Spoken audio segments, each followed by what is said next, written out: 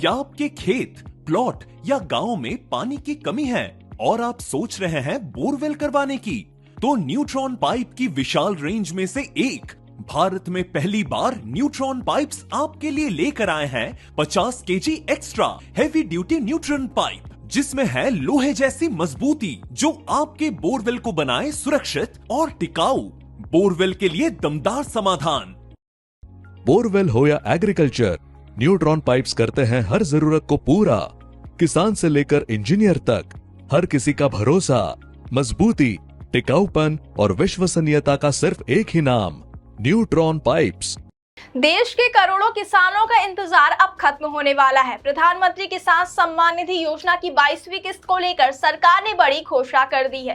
देश भर के किसानों के खातों में जल्द ही 2-2 हजार रुपए की राशि ट्रांसफर की जाएगी। इस योजना के तहत हर साल किसानों को 3 किस्तों में आर्थिक सहायता दी जाती है और अब किसान बेसब्री से अगली किस्त का इंतजार कर रहे थे। सरकार ने साफ कर दिया कि यह राशि सीधे किसानों के बैंक खातों में डीबीटी के जरिए भेजी जाएगी, जिससे पारदर्शिता भी बनी रहेगी और किसानों को बिना किसी बिचौलिए के सीधा लाभ मिलेगा। सरकार की ओर से दी गई जानकारी के मुताबिक 13 मार्च को इस योजना की 22वीं किस्त जारी की जाएगी। इस दिन देश के प्रधानमंत्री नरेंद्र मोदी स्वयं किसानों के खातों में यह राशि ट्रांसफर करेंगे और किसानों से संवाद भी करेंगे। लंबे समय से किसान इस किस्त का इंतजार कर रहे थे और अब यह तय हो गया कि होली के आसपास ही किसानों को यह बड़ी सौगात मिलने वाली है। पहले कई तरह की अटकलें लगाई जा रही थी कि किस्त मार्च के अंत में या होली के बाद आएगी, लेकिन अब सरकार ने तारीख साफ कर दी है और 13 मार्च को करोड़ों किसानों के खाते में सीधे पैसे भेजे जाएंगे। अगर मध्य प्रदेश की बात करें तो यहाँ भी बड़ी संख्या में किसान इस योजना का लाभ उठा रहे हैं। प्रदेश में लगभग 81,81,000 से ज्यादा किसान पीएम किसान योजना के लाभार्थी हैं। इन सभी पात्र किसानों के खातों में भी 13 मार्च को 2-2 हजार रुपए की राशि ट्रांसफर की जाएगी।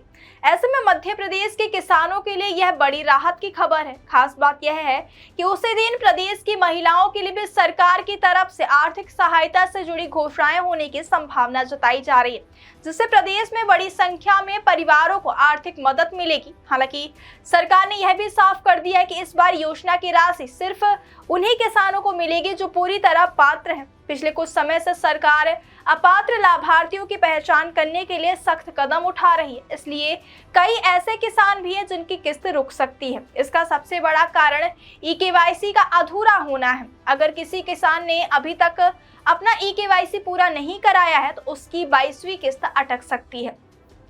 सरकार ने साफ कहा है कि योजना का लाभ पाने के लिए ई-केवाईसी अनिवार्य है, इसलिए जिन किसानों ने अभी तक यह प्रक्रिया पूरी नहीं की है उन्हें तुरंत इसे अपडेट करा लेना चाहिए।